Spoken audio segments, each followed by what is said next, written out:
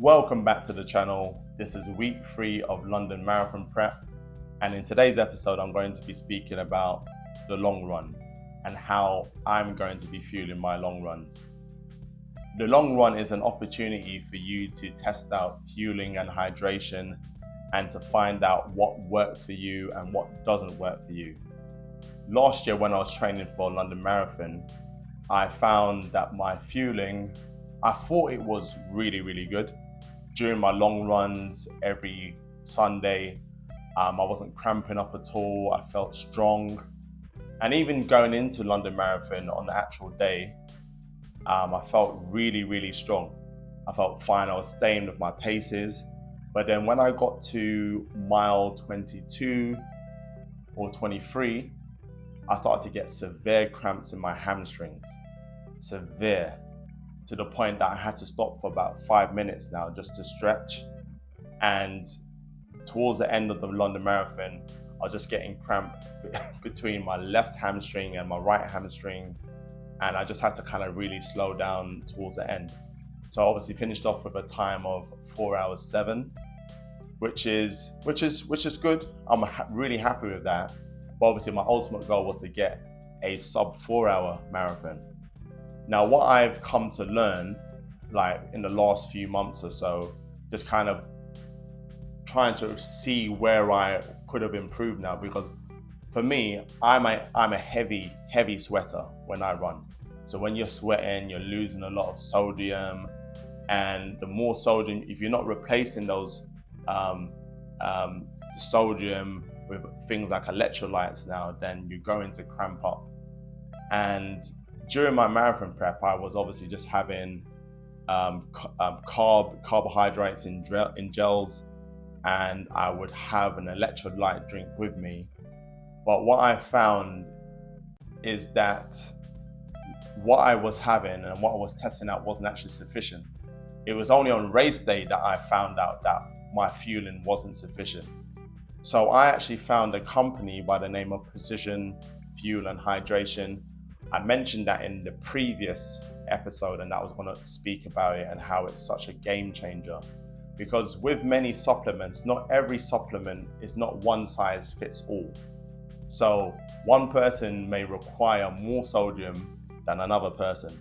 So the good thing about Precision Hydration is that I went onto their website and I put in a series of information about my goal time, how much I sweat, also how much I weighed as well. So just asked a lot of different questions. And I've come to learn now that my requirement, especially before a race, is to have 1,500 milligrams of sodium. And then my fueling throughout the race would be to have a hydration tablet every 20 minutes and to drink at least 450 mils of water per hour. Now that's very helpful information, and I wish I'd learned that last year, but the thing is, that's the past, and our experiences in life now is all about what we learn from them. So I'm going to kind of show you how I'm going to be fueling today's run and how I'm going to be testing things out throughout the up and coming weeks.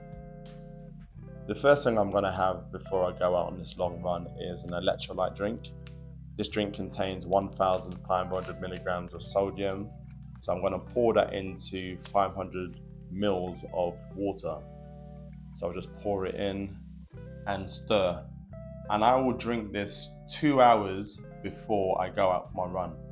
I've made a mistake in the past of just drinking an electrolyte drink and going straight out, rather than just allowing the drink to work into my system. I would then toast 1 sourdough bagel and add peanut butter, banana, and medjool dates. And all of this I will have 2 hours before my run.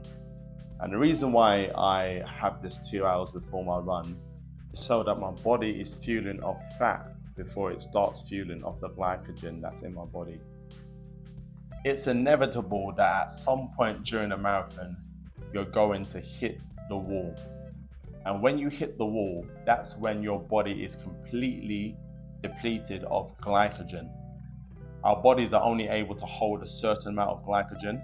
So if you're a well-trained athlete, your body is able to store 1,000 grams of glycogen. If you're an inactive person, it's going to be less than that. So your liver and your muscles store this glycogen. But when your body is completely depleted of it, you could be consuming carbs, you can be taking the gels, it's not going to make a difference at all. You're going to feel weak, you're going to feel tired, and sometimes it takes your body about half an hour before it starts fueling off the fat in your body. Now, the reason why this is something that I'm testing out, and this is something that I've researched and actually something that I'm going to be putting into practice during my marathon block, is, eating my bagel and having my electrolyte 2 hours before I go out for the run. Because what happens when you have something to eat, when you consume something sweet, when you have a drink, your sugar levels, your insulin raises up. And when you go when you've consumed something and you go straight for a run, your body's fueling off the glycogen straight away. Now, when you go into a race where your insulin levels, your blood sugar levels are down, then your body's going to be fueling off the fat first of all, and then start using the glycogen a bit later on as you begin to work out. I tried this out last week for my long run, and for an hour and a half, I was running. I felt completely fine, wasn't cramping up at all. I felt lots of energy for an hour and a half. And that was just me having my 450 mils of water and also having an electrolyte tablet every 20 minutes. As my runs get longer, when I start doing 2-hour runs, 2.5-hour runs, 3-hour runs, I will probably start to obviously introduce these gels as well. So I'm going to obviously see how that goes. So that's just a bit of research that I did, and that's something that I'm going to be implementing, and that's the reason why I'm not really going to be consuming any carbs like within the first hour or so. But it's all trial and error, and I'll just see how that works. Just about to go for my long run, and as you can see, I'm dressed for the occasion. And what occasion is that? Typical British weather. It's rainy, it's cold, it's windy as well. I was tempted to go to the gym and run on the treadmill, but it's all about being comfortable, being uncomfortable, and the idea of actually running on the treadmill for an hour and 45 minutes it's not really appealing to me. So we just got to deal with it. During this run, obviously, I'm going to be having these electrolyte capsules, one every 20 minutes or so. I've got my water with me. Yeah, man, no excuses. We get it done. I just want to summarize how this week's training went. Monday, I did an easy run. Tuesday, I did intervals. Wednesday, I did some strength training. Thursday, I did an easy run for 60 minutes. Saturday, I decided to meet up with my running group, London Select. It's been a few weeks since I've seen them. Actually, I haven't actually seen them this year at all. So I just thought, let me just do my easy run in the morning and join the gang. And later on that day, I did hills. Absolute killer. Look at the elevation there. And of course, today I'm doing my long run. The long run is completed.